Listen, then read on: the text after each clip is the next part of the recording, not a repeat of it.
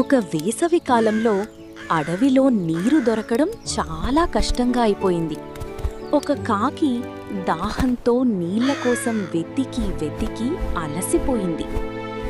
నీరు దొరకకపోతే నేను ఎలా బ్రతకగలను అని అది ఆందోళన చెందింది. కొంత దూరం వెళ్ళాక ఒక పాత ఇంటి దగ్గర దానికి ఒక కుండ కనిపించింది. ఆ కాకి సంతోషంగా అక్కడికి వెళ్ళింది. ఆ కుండలో నీరుంది, కానీ అక్కడ నీరు చాలా తక్కువగా ఉంది. ఆ కాకి తన ముక్కుతో ఆ నీటిని తాగలేకపోయింది. మొదట అది ఆ కుండను పక్కకు నెట్టడానికి ప్రయత్నించింది, కానీ ఆ కుండ బరువుగా ఉంది. అది కింద పడలేదు. ఆ కాకి మరో మార్గం గురించి ఆలోచించింది. అప్పుడు దగ్గర్లో కొన్ని చిన్న రాళ్ళు కనిపించాయి. ఆ కాకి ఒక రాయి తీసుకుని కుండలో వేసింది.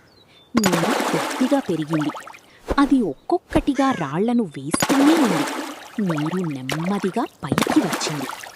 చివరకు కాకి నీళ్లు తాగి దాహం తీర్చుకుంది. ఆ తర్వాత సంతోషంగా ఎగిరిపోయింది. పిల్లలు, ఈ కథలోని నీతి ఏమిటంటే తెలివిగా ఆలోచిస్తే ఏ సమస్యకైనా పరిష్కారం దొరుకుతుంది అని.